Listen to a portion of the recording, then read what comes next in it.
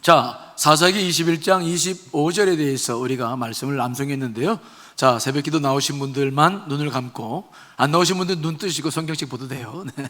눈 감고 외워봅니다. 시작. 그때에 이스라엘에 왕이 없으므로 사람이 각기 자기의 소견에 옳은 대로 행하였더라. 사사기 21장 25절 말씀.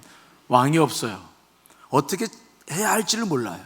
그래서 각자 자기의 의견의 소견대로 좋을 대로 행한 것이 사사시대인데, 지금 우리의 시대가 지금 그 시대를 맡고 있죠. 포스트 모더니즘이죠. 절대적인 권위를 인정받지 않습니다. 어떤 것도 사람들이 인정하려고 하지 않아요. 굉장히 실용적이고 또 이기적이고 물질 만능주의적인 사고방식이 만연해 있고, 사사기와 동일한 시대를 우리는 살아가고 있죠. 어떻게 우리는 이런 시대를 믿음으로 극복할 수 있겠는가?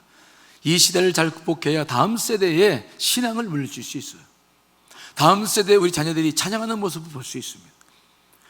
그러나 만일 우리가 그렇지 못하다고 한다면 우리는 이 사사기의 아픔을 우리 다음 세대에 겪어야 할지도 모르죠. 그러므로 우리가 지금 살고 있는 이 시대, 우리의 신앙은 대단히 소중합니다. 그저 그냥 내 하나의 만족만을 바라볼 것이 아니라 거시적인 차원에서 미래를 바라보고 지금 우리가 어떻게 신앙생활을 해야 될지에 대한 판단, 결단을 내려야 될 때가 지금 우리가 살고 있는 이 시대예요. 그러므로 지금 여러분들의 신앙의 모습이 가장 소중합니다. 자, 오늘도 계속해서 우리가 말씀 보겠습니다. 이 사사기를 우리가 보다 보면은 16장 정도까지는 사사들의 활동 상황을 중심으로 사사기 기자가 기록을 합니다. 그런데 오늘 우리가 새벽에도 봤습니다만은 17장 쪽으로 넘어오면서부터는 사사들 중심이 아니라 그 시대의 평범한 사람들이 어떻게 삶을 살았나, 그리고 오늘 저녁에는 그 중에서 한 지파의 예를 들어서 그 지파들이 정말 이스라엘 민족들이 가나안 땅에 들어가서 그들을 심판하고 모든 가나안 부족들을 다 물리쳐서 한 나라를 이루라고 하셨는데, 과연 그들이 어떻게 그 일을 이루었는지를 기록하고 있죠. 즉 구체적으로 12지파들이 어떻게 하나님의 명령 앞에 순종했는가를 다루는 가운데서 단지파 하나를 예로 들면서, 물론 베냐민 지파가 뒤에 나옵니다. 정말 문란했던 시대들이 뒤에 나오는데 읽어보기도 싫을 만큼 정말 싫은 아픔이 있어요. 하지만 그 지파들별로 어떻게 삶을 살았는지가 이제 나오게 돼요. 오늘은 그 중에서 18장에 나오는 단지파의 이야기를 여러분과 나누면서 기도를 우리가 하려고 합니다. 자, 오늘 이 단지파는 어떻게 자기들에게 주어진 사명을 완수하고 어떻게 살았나? 왜 사사시대와 같이 그렇게 왕이 없는, 말씀이 서지 못하는, 또 하나님을 믿는 백성들이 있음에도 불구하고 그렇게 처절한 삶을 살 수밖에 없었나? 그 지파에 대한 이야기 나오죠. 자, 먼저 1절 말씀 읽어봅니다. 시작.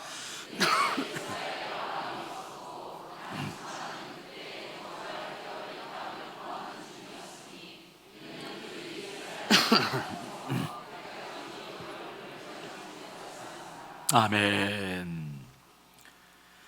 이 단지파의 상황은 어땠느냐? 여호수아가 가나안 땅에 들어와서 모든 족속들을 다 멸망시키지 못했지만 중요한 족속들은 다 이제 죽이고 모든 것들을 멸망시키고, 이제 각 지파에 12지파에 레위 지파를 빼놓고는 다 땅을 분배해서 나눠줬어요. 그리고 이제 남은 것이 있는데 지파들이 자기들에게 분배된 땅에서 어떻게 가나안 족속들을 물리쳐서 거기서 이제 생존하느냐의 문제가 남아있는 거예요. 그래야 한 나라가 가나안 땅에 완전히 정착하게 되는 것이죠. 자, 그런데 이 단지파가 그 일을 어떻게 했는지가 기록되고 있어요. 먼저 단지파를 보니까 그때 이스라엘 왕이 없었고 단지파는 그때에 거주할 기업의 땅을 구하는 중이었다. 이 말을 잘못 이해하면 단지파는 그러면 여호수아가 그 지파에게 땅을 안 줬나? 그런 말 아니에요. 우리가 사사기 1장 34절에 나가보면은, 또 여호수아 19장 40절 이하에 보면은 단 지파에게 주어진 땅이 잘 기록되고 있습니다. 에브라임 지파에 속한 북쪽 땅과 유다 지파의 남쪽 땅 사이에 지중해 연안을 끼고 있는 땅이 바로 단 지파에게 주어진 땅이었어요. 자기들이 심지를 뽑아서 그것을 얻었어요. 그것이 그들의 땅이었어요. 그런데 문제는 무엇입니까? 그들이 그 땅을 점령하려다 보니까 거기에는 아모리 족속이라고 하는 대단히 무서운 민족이 살고 있었어요. 그래서 사사기 1장 34절에도 보면은 그 아모리 족속이 버티고 있어가지고 이 단지파가 그 땅을 점령하지 못하는 거예요. 하나님께서 주신 땅은 그 땅인데 그 속에 그 아모리 족속 때문에 그들과 싸워야 되는데 도무지 용기가 나지를 않는 거예요. 그래서 이 단지파는 그들과의 싸움을 포기합니다. 그들이 평화를 좋아해서가 아니에요. 그들은 희생하고 싶지 않았어요. 고생하고 싶지 않았어요. 고난과 피 흘림이 싫었어요. 그래서 그들은 하나님이 주신 땅이 있는데 그것을 그냥 내려놓고 유랑하는 민족이 됩니다. 무슨 말씀이 이해되시죠? 그냥 그 땅으로 들어가지 않고 좀 더 쉬운 땅을 찾느라고 돌아다니기 시작해요. 이게 단지파입니다. 참 신기하죠? 어떻게 철에 와가지고도 눈을 감고 있는지 이게 신기한 거죠? 자, 저를 보세요. 어떻게 다 12지파에게 땅을 분배했는데 어떻게 그 땅은 그냥 내버려 두고 차라리 유랑하겠다, 싸워서 죽느니 피를 흘리느니 차라리 그냥 쉬운 땅 찾아보자. 그리고는 그 단지파가 그냥 돌아다니며 쉬운 땅을 찾는 거예요. 싸움하지 않고 그냥 얻을 수 있는 땅이 뭐가 없겠느냐. 이게 단지파가 하는 행동이었어요. 그래서 그때까지 기업을 분배받지 못했다. 없었죠. 다 주었는데 포기해버리고 제일 쉬운 땅을, 이제 쉽게 들어가 살 수 있는 땅을 찾아 떠나기 시작하는 거예요. 그러다가 이 단지파가 이제 어떤 작전을 썼냐면 자기들이 계속 유랑을 하면서 5명의 전사들을 앞서서 보내죠. 그들이 땅들을 다 정탐하고 보고하면서 자기들이 좀 쉽게 들어갈 땅을 찾고 있었어요. 그런데 그들이 이 5명의 정탐꾼이 라이스라는 지역에 도달을 하죠. 그리고 거기서 그들은 드디어 쉬운 땅을 찾습니다. 자, 오늘 본문 7절로 8절 말씀 읽어보겠습니다. 시작.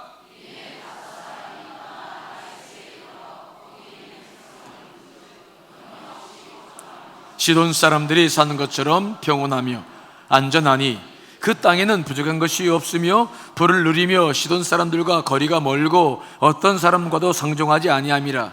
그들이 돌아와 에스다올에 돌아와서 그들의 형제에게 이르되 형제들이 그들에게 묻되 너희가 보기에 어떠하느냐 하니, 그 라이스라는 땅을 보고 왔는데 그 땅은 사람들이 평화롭게 살았어요. 전쟁도 할 줄 모르고 그 사람들은 정말 숙맥이었어. 그러니까 이 땅은 정말 점령하기가 좋다. 그냥 칼만 가지고 들고 가도 이 땅은 점령하겠다. 그러니 우리 이 땅에 들어갑시다. 단지파는 그 사람들을 쫓아내고 그 땅을 차지할 계획을 세우죠. 그러니까 그들은 이렇게 쉽게 고난을 절대 겪으려고 하지 않았어요.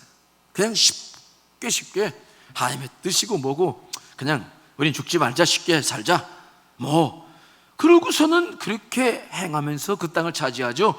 자, 27절로 29절 말씀 읽어봅니다. 시작.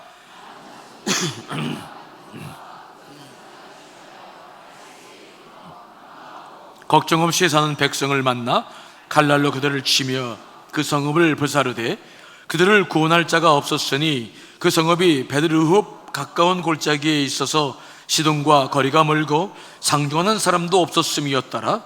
단 자손이 성읍을 세우고 거기 거주하면서 이스라엘에게서 태어난 그들의 조상 단의 이름을 따라 그 성읍을 단이라 하니 그 성읍의 본 이름은 라이스였더라. 여러분, 단지파가 어떻게 해서 자기들의 땅을 차지했는지 이제 아시겠죠? 고난을 겪을 생각을 하지 않아요. 피를 흘리고 싶지 않은 거죠. 하나님께서 주신 땅 그냥 내버려 놓고 전쟁하지 않아요. 그리고 쉽게 쉬운 땅을 찾아보자 그러고 계속 돌아다니다가 드디어 사사시대에 시간이 많이 흘렀을 때에 그들은 라이스 지역에 들어가서 쉽게 그 땅을 차지합니다. 그 선하게 살았던 사람들을 다 죽이고 그 땅을 차지하는 부도덕한 지파가 이제 되었습니다. 그것이 바로 사사시대에 있었던 한 지파, 단지파의 이야기였어요. 편안하게 살자는 거죠. 그래서 옳은 길이 아님을 알면서도 편한 길, 쉬운 길을 선택할 때가 그들은 많았습니다. 그들은 하나님께 주신 땅마저도 던지고 불순종하면서 쉬운 길을 찾았어요. 그러나 얼마나 그들의 삶이 비참합니까? 방랑의 삶을 살았고 그 선한 백성들, 그들까지도 다 죽이며 그 부도덕한 모습으로 하나님의 백성들이 그 땅을 차지했으니 얼마나 이게 수치스러운 일입니까? 즉 사사시대가 도래했던 이유 중에 가장 큰 이유는 뭐냐? 이렇게 고난을 두려워하는 거예요. 고통을 겪으려고 하지 않아요. 안이한 길, 쉬운 길을 찾아서 사람들이 살았던 거예요. 쉽다는 사실 때문에 잘못된 길을 선택하고 양심의 거리낌이 있음에도 불구하고 단순히 그것이 나에게 유익이 된다는 사실 때문에 쉬운 길을 걸었던 사람들, 지금 우리 시대와 아주 흡사한 시대죠. 지금 우리 시대도 보면은 사람들이 고생을 하지 않으려고 그런다고 그러죠. 일을 하지 않으려고 그래요. 힘든 일들은 다 안 해요. 뭐 직장이 없다고 하지만 우리 교우들 사업체 하시는 분들 보면은 그렇게 사람을 구하려고 그래도 외국인들밖에 없다고 그러잖아요. 한국 사람들은 어려운 일을 안 한다고 그래요. 어떻게든지 편하게 살고 그저 안전하게 살고 그렇게 점점점 살아가면서 그 사사시대는 드디어 왕이 없는 비참한 시대를 맞이했던 것을 우리가 보는 거예요.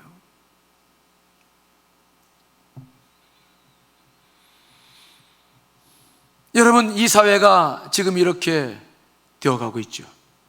고난을 두려워한다는 것은 굉장히 많은 의미가 있어요. 지금 이 사회는 그래서 병들어가고 있죠. 쉽게 돈 벌 수 있는 방법이 무엇일까? 그것들이 판을 치고 있다 보니 쾌락을 추구하고 비정상적인 것들이 계속해서 생겨나면서 이상한 사회를 만들고 있는 것을 우리가 보고 있어요. 이런 시대에 과연 우리는 어떻게 살아야 될 것인가가 우리들에게 던져져 있는 질문이죠. 만일 우리 그리스도인들마저도 고난을 두려워한다면, 만일 우리마저도 세상을 쉽게 인생을 살려고 마음을 먹는다고 한다면 정말 이 땅에는 어떤 일이 벌어질까? 우리 기독교는 주님은 십자가의 삶이었죠. 십자가란 바로 고난을 상징하는 단어입니다. 예수님은 십자가 때문에 이 땅에 오셨고 그 길을 마다하지 않고 걸으셔서 우리를 구원하셨어요. 그리고 다시 우리를 부르셔서 세상에 파송을 하시면서 자기 십자가를 지고 나를 따라라고 분명히 말씀하셨죠. 그러면 우리는 이 시대에 어떤 고난이 있다 할지라도 하나님의 명을 따라 살아가야 될 사명이 우리 가운데 있습니다. 그런데 만일 우리마저도 고난의 길을 뒤로하고 편한 삶을 위해 모든 것을 살아간다고 한다면 이 사회는 과연 어떻게 될까? 참 걱정이 안 될 수가 없죠. 어떤 크리스찬 엄마가 쓴 간증이 있어서 좀 읽어봤더니 이런 내용이더라고요. 그분은 40대 초반의 한 부인이었는데 건강검진 결과 암 선고를 받았습니다. 암이 이미 많이 진행이 되어져서 살 날이 얼마 남지 않았다는 불행한 선고를 받게 되었어요. 근데 그분에게는 중학교 다니는 아들이 있고 고등학교 다니는 딸이 있었어요. 의사는 그 그분에게 둘 중에 하나를 선택하라고 하면, 하나는 고통스럽지만 방사선 치료과 항암 치료를 하면서 그나마 정말 좀 오래 살아서 아들과 딸을 위해 삶을 좀 살 거냐, 아니면 어차피 고칠 수 없는 병이니 집에서 편안히 요행하다가 일찍 부르심을 받을 것이냐 선택하라 라는 말을 듣게 되죠. 그분은 무엇이 되셨을까 기도하기 시작했어요. 그 항암 치료의 고통과 방사선 치료의 고통이 무엇이라는 것을 알고 있기 때문에 사실은 더 이상 그 고통을 겪을 마음도 없었어요. 그러나 기도하면서 계속 이 엄마에게 드는 마음은 자녀들이었죠. 그래서 결국 의사에게 그렇게 말합니다. 치료받겠습니다. 고통스러운 시간이지만 대가를 지불하겠습니다. 그리고는 사랑하는 자녀들에게 감동적인 편지를 한 통 썼죠. 엄마는 그리스도인으로서 천국에 대한 소망을 가지고 있단다. 엄마는 죽음이 이미 준비되어져 있어. 이 땅에는 더 이상 미련을 갖지 않을 수 있단다. 그럼에도 불구하고 엄마는 방사선 치료를 받기로 선택을 했단다. 그것은 나를 위한 것이 아니라 너희들 때문이란다. 인생에서 가장 중요한 시기를 지내고 있는 너희들이 엄마가 필요할 때에 그나마 있어라도 주기 위해서 나는 어떠한 대가를 치르더라도 승리해서 너희들 곁에 너희들이 젊음의 시기를 보낼 때까지라도 함께 하기를 소망한단다. 엄마를 위해서 기도하렴. 엄마는 비록 고통 중에 있으나 너희들 곁에 있기를 결심했다. 우리는 지금 이 크리스찬들의 삶이라고 하는 것은 이 땅에 살아가면서 우리는 이런 시대적 안목을 가지고 우리들에게 주어진 고통과 그 시련을 한 번씩 바라볼 필요가 있어요.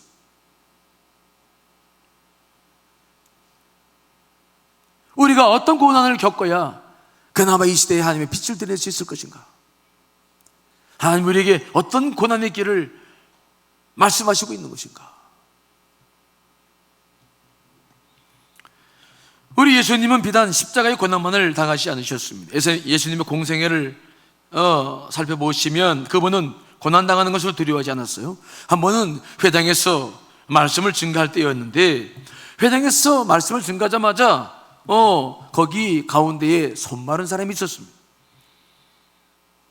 그곳에 모인 사람들은 과연 예수님께서 손 마른 사람을 고쳐줄까 아니면 그냥 둘까에 관심이 있었어요. 왜냐하면 안식일에는 사람의 병을 고쳐주지 않았어야 되는데 예수님께서 계속 안식일에 병을 고쳐주셨기 때문에 지금 바리새인들은 만일 그때 그 손 마른 사람의 병을 고쳐주면 그것을 빌미로 예수 그리스도를 이제 고발할 계획을 세우고 있었어요. 예수님은 그들의 생각을 다 알고 있었죠. 그저 못 본 척하고 넘어갈 수 있었겠죠. 하지만 우리 주님의 특성은 무엇인가? 고난이라고 하는 것이 필요할 때는 반드시 고난을 그냥 겪어내세요. 자, 마가복음 3장 3절로 5절 말씀 읽어봅니다. 시작.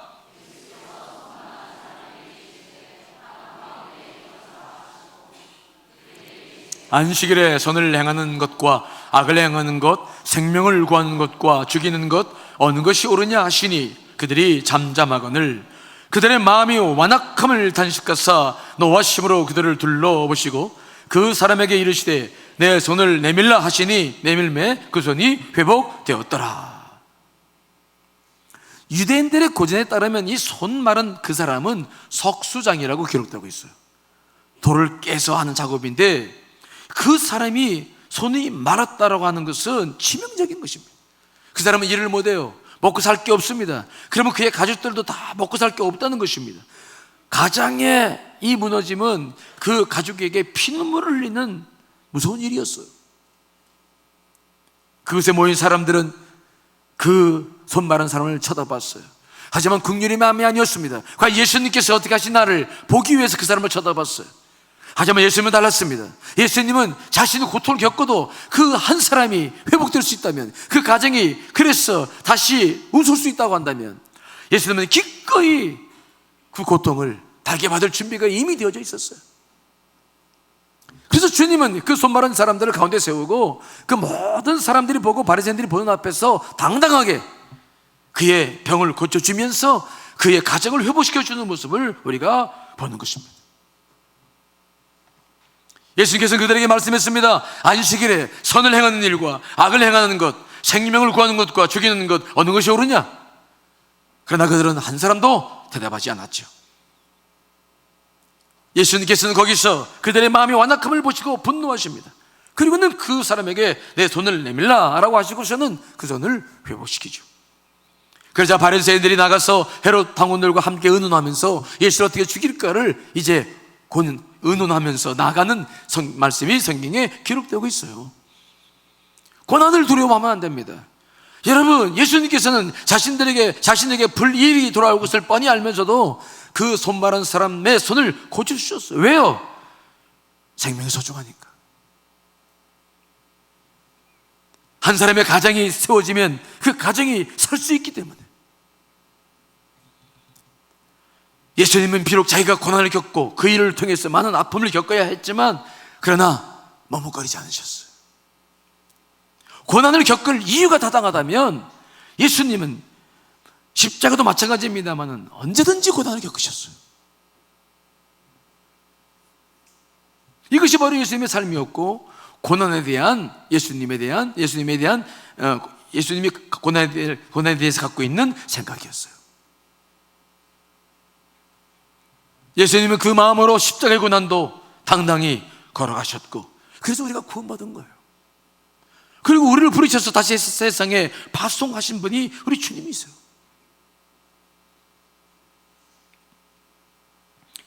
여러분, 그리스도인들이 이 시대에 살아가야 될 사명이 뭐냐? 따라합시다. 고난을 두려워하지 말아라. 여러분, 고난을 두려워하지 않기를 간절히 축원합니다. 고난을 두려워하기 시작하면서부터, 여러분들의 마음을 웅크리기 시작하면서부터 사탄의 틈을 타요. 우리의 믿음이 발휘가 되질 않아요. 그러므로 고난의 가치를 발견하며 고난을 기꺼이 겪을 수 있는 믿음이 우리 가운데 필요한 것입니다. 물론 아무런 고난의 가치가 없는데 고난을 겪을 이유는 없어요. 그러나 우리가 정말 고난을 겪어야 될 일이라고 한다면 당당하게 겪어나가요. 왜? 그 속에 하나님의 은혜가 있고 하나님의 역사심이 있고 거기서 우리가 하나님을 경험하게 될 줄 분명히 믿습니다. 그러나 그렇지 않고 고난을 피해서 돌아다니면 단지파처럼 아무것도 경험할 수 있는 게 없습니다. 결국은 요령과 방법을 가지고 어떤 땅을 차지했는데 그 속에는 하나님의 역사도 없습니다. 성령의 도우심도 없습니다. 아무것도 없는 거예요. 그저 편안하게 짐승들처럼 먹거나 사는 것을 여러분 원하십니까? 그런 사람들이 많아짐으로 말미암아 사사시대라는 시대가 열려진 것입니다. 만일 우리가 지금 그런 시대와 함께 우리가 합류한다면 우리가 그런 시대를 앞당길 수도 있는 거죠. 그러므로 저는 늘 그런 생각을 갖고 있습니다. 고난 마땅히 겪을 일은 겪어야 된다. 겪지 않고 어떻게 모든 일이 이루어지겠습니까? 여러분, 고난을 두려워하지 않으시기를 간절히 축원합니다. 우리는 불의 전차라는 영화를 기억하죠. 이 영화는 역사적인 사실에 근거한 작품입니다. 파리올림픽 400m 계주에서 세계 신기록을 수립했고 했던 금메달리스트 에릭 리틀에 대한 영화였어요. 조국의 영웅이었죠. 그런데 올림픽이 끝나서 그가 고국에 돌아왔을 때 이상한 사건이 일어납니다. 그리스도인인 그에게 주님이 말씀하기 시작했어요. 내가 받은 메달보다 더 위대한 메달이 있다. 더 위대한 영광이 있어. 너는 복음의 영광을 위해서 살아야 되지 않겠냐? 자꾸 그 마음의 음성이 들려옵니다. 에릭 리들은 자기 나라에서 영웅이었습니다. 이미 그는 편안하게 살 준비가 다 갖춰져 있었습니다. 하지만 계속해서 기도할 때마다 하나님께서 그에게 도전하셨고 그는 결국 그 음성에 순종하면서 중국으로 갈 것을 결단하죠. 친구들과 친척들은 그를 미쳤다고 했습니다. 보장된 출세, 올림픽 금메달 리스트인 그의 앞에 놓여진 안정된 삶, 이 화려한 모든 것을 포기하고 중국으로 떠나는 그를 사람들은 이해하지 못했어요.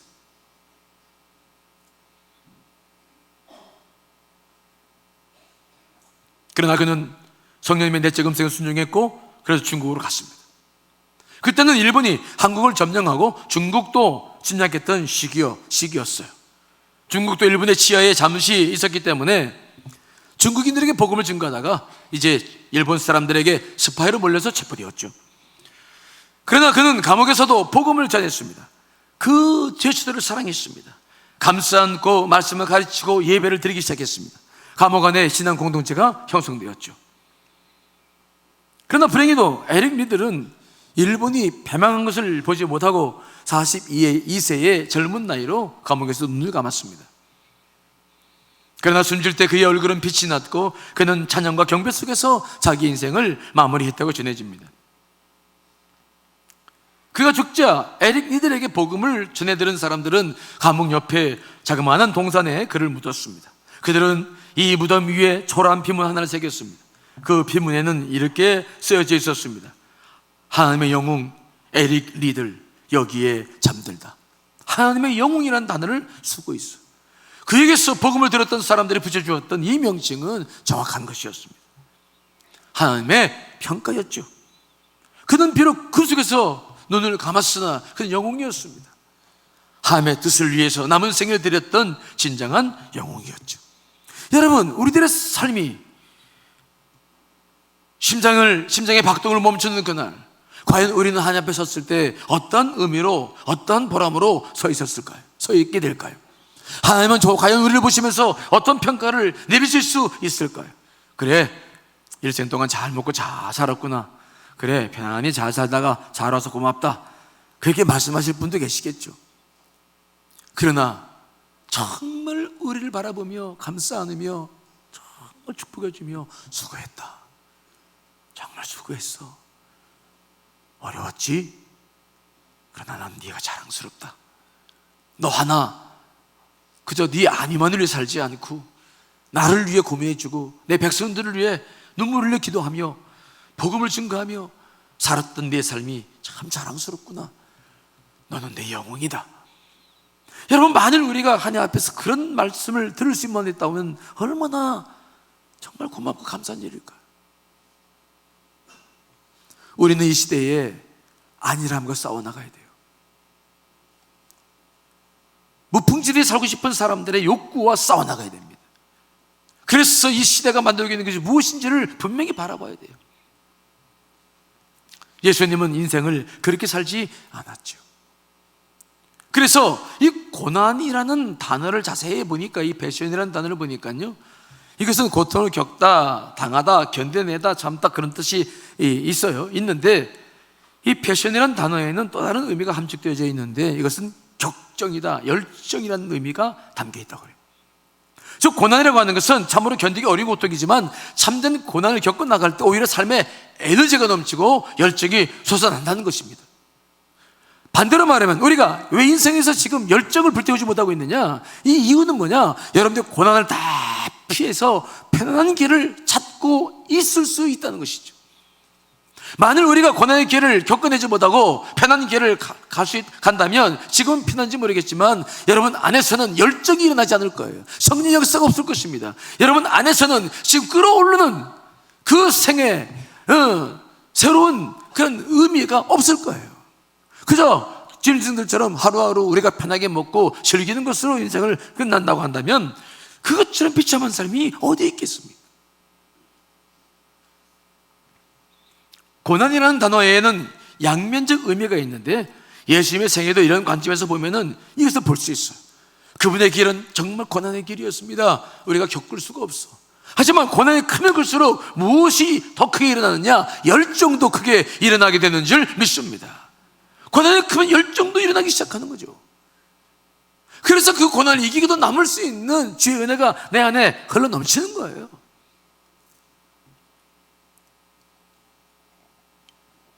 우리 어머님의 생애를 보면은 저도 이런 생각을 많이 해요. 우리 어머님, 제가 여러 번 말씀드렸죠. 속을 많이 썩이신 아버님 때문에 고난을 많이 겪으셨죠. 참 한숨이 깊은 한숨을 쉬시고 덜 그러셨어. 지금도 그냥 그 모습을 보면은 가슴이 절렁 내려앉아요. 제가 초등학교 다닐 때는 학교가 집에서 가까웠어요. 근데 끝나고 일찍 가야 되는데 일찍 가면 어머님의 그 한숨 소리를 듣기 싫어가지고 밖에 앉으셔가지고 하면서 혼자 바로 하시다가 또 가면 제가 막내라서 어머님의 그 모습을 늦게까지 봤는데 그게 너무 가슴이 아프니까 안 좋으니까 가고 싶지 않아. 집에 들어가고 싶지 않아. 그래서 막 또 공을 차고 시간을 보내다가 늦게 들어가고 그랬는데, 근데 그 어머님이 늘 그러셨어요. 우리를 보면서 내가 너희들 때문에 산다. 칠형제를 기르시면서 참 고통을 겪으셨지만 그러나 그 고통 속에는 열정이 있었어. 그래서 열정적으로 그렇게 사셨던 것 같아. 그 모든 짐을 마다하지 않고 사셨던 어머님을 생각해 보며 참 지금도 감사를 드리지 않을 수 없죠. 여러분들 안에 이런 열정이 있어요? 생에 지금 열정이 많이 나오고 있습니까? 아니면 열정이 없이 그냥 나는 삶을 살아갑니까? 여러분 어떤 삶을 살고 있습니까? 우리가 삶을 살고 있는 데 있어서 너무 고통스러운 어렵죠. 그러나 정말 이 시대를 바라보십시오. 이 시대의 사람들을 바라보며 이 시대가 무엇을 만들고 있는지 바라보십시오. 고난만을 너무 겪으라는 말씀 아니에요. 하지만 너무 편한 삶만을 위해서 살았어도 안 됩니다. 여러분 기꺼이 고난의 가치가 발견된다면 그 고난을 가슴에 품고 나아가시기를 간절히 축원합니다. 그때 하나님의 역사가 일어나고 성령의 역사가 일어나고 그때 우리는 하나님을 경험할 수 있어요. 그것이 우리의 삶입니다. 그러나 너무 그것이 없으면 열정이 일어나지 않아요. 잘 먹고 잘 사는데 인생에 맛이 없어요. 왜 사는지를 모를 거예요. 좋은 곳에 여행 다니고 좋은데 그것도 하루 이틀이죠. 인간은 너무 편해서 보람을 누릴 사람은 한 사람도 없어요. 그러나 고통 중에서라도 그 고통을 품에 품고 나가는 사람들, 믿음으로 나가는 사람들에게는 놀라운 은혜와 축복이 머물게 될 줄 믿습니다.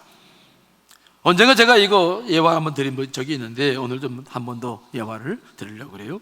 어느 중학교 1학년을 가르치고 계신 크리스천 선생님의 이야기입니다. 그녀가 가르치고 있는 반 학생 중에서 아주 우수한 학생이 있었는데 근데 갑자기 이 아이가 성적이 자꾸 떨어져요. 1년 동안 계속 망가져 가기 시작하더니 점점 떨어지더니 이제 성격도 반항적이 되고 급기야는 불량 학생이 되었어요. 친구들은 점차 그를 따돌리기 시작했습니다. 선생님들도 문제와 취급을 하기 시작했습니다. 이제 그에게는 친구들이 없었습니다. 그는 점점 말도 없어지고 반항적이 되어져 가고 학교도 잘 오지 않는 일이 늘어났어요. 하지만 이 선생님은 그 학생들에게 왠지 모르게 마음이 갔어요. 이유가 있으리라 생각하고, 그리고 알아보니까 그의 부모님은 별거 중이었어요. 환경조사란에 보니까 기독교라고 쓰여 있었어요. 자기도 기독교 교사였기 때문에 더 관심을 가지고 그 학생을 위해서 계속 기도하다가 어느 날 하나님의 인도하심이 있어서 부모님에게 전화를 걸었습니다. 부모님이 따로따로 살고 있었어요. 아들 성적을 좀 의논하고 싶으니 학교에 와달라고 부탁을 했는데 똑같은 시간에 똑같은 장소에서 양쪽 부모님을 만나게 했어요. 각 부모님은 자기들만 부른 줄 알고 왔는데 와보니까 부부가 같이 있게 된 것이죠. 부부가 보자마자 불쾌한 기색을 드러내고 선생님에게 아주 좋지 못한 태도를 보이기 시작했습니다. 그러나 선생님은 아들이 잃어버린 인생의 방향을 되찾으려면 두 사람의 도움이 절대적으로 필요하다고 설득을 하면서 신뢰를 무릅쓰고 두 분을 함께 불렀다고 양해를 구했습니다. 그러면서 선생님은 충격적인 이 학생의 시험 답안지를 보여주었어요. 그분은 영어를 가르치고 있는 선생님이었는데 어느 날 그 학생이 답안지에다가 답은 쓰지 않고 낙서를 하고 나갔는데 그 낙서한 것을 가만히 살펴보니까 맨 마지막 밑에 이 학생의 진심이 담겨있는 글이 거기에 써져 있었어요. 그래서 이 선생님은 거기에다 빨간 줄을 그려놓고 어머님 아버님한테 보여드렸어요. 이거 보십시오.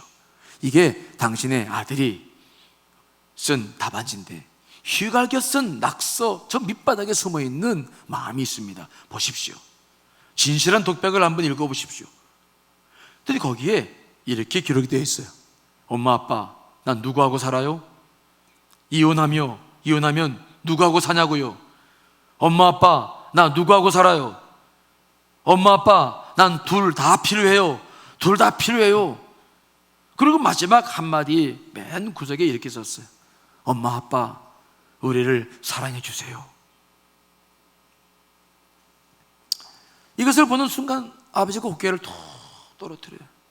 엄마도 고개를 떨고 깊은 정적이 흐릅니다.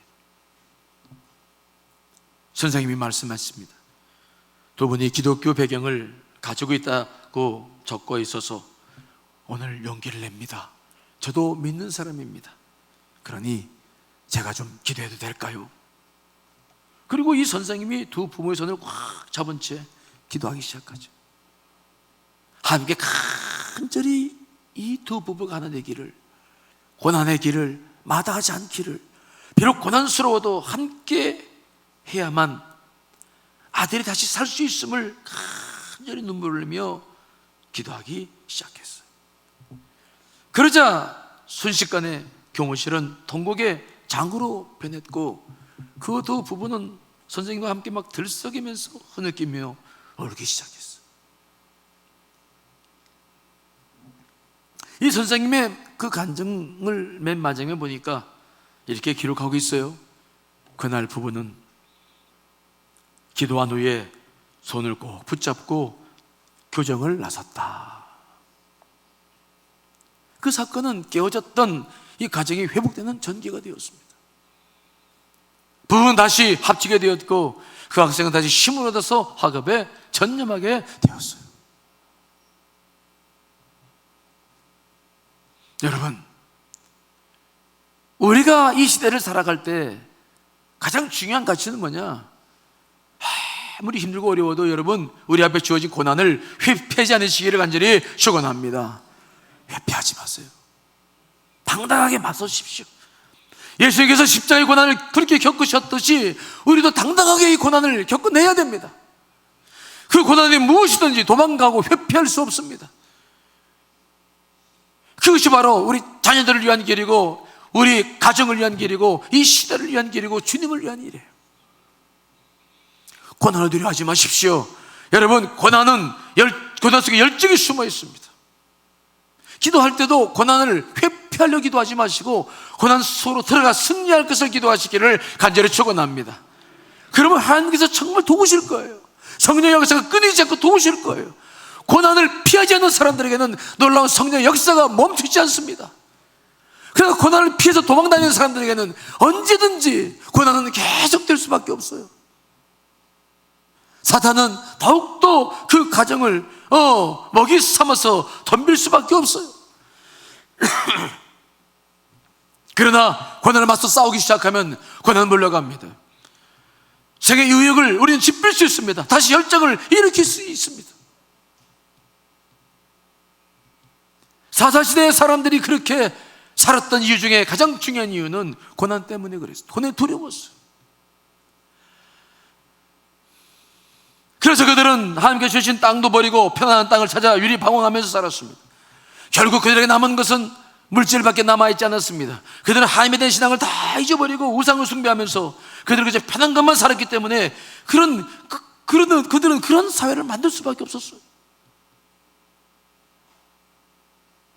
여러분, 고난은 우리를 겸손하게 만듭니다. 고난은 우리로 하여금 눈물로 기도할 수 있는 믿음을 허락해 주십니다. 우리는 고난 속에서 기도하며 하나님을 경험해 나갈 수 있습니다.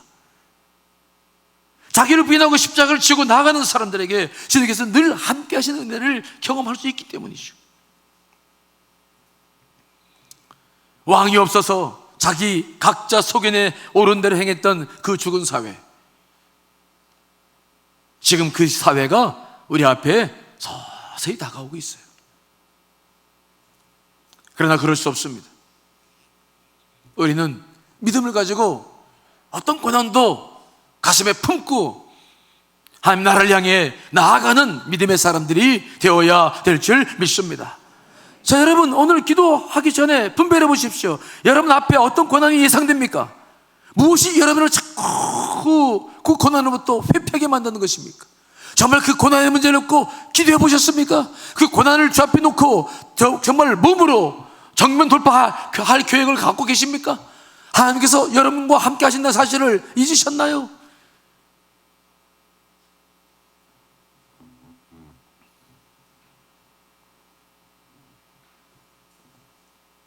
자, 오늘 우리가 2주 동안 외웠던 핵심 말씀 사사기 21장 25절. 자, 다시 한번 우리 한번 외워봅니다. 시작. 그때에 이스라엘에 왕이 없으므로 사람이 각기 자기의 소견에 옳은 대로 행하였다. 각자 자기의 소견에 옳은 대로 행하였더라. 고난 때문에 그렇게 한 거죠. 편안한 삶을 살기 위해서 그렇게 했어요. 하나님도 도와주지 않으면 과감히 버렸어요.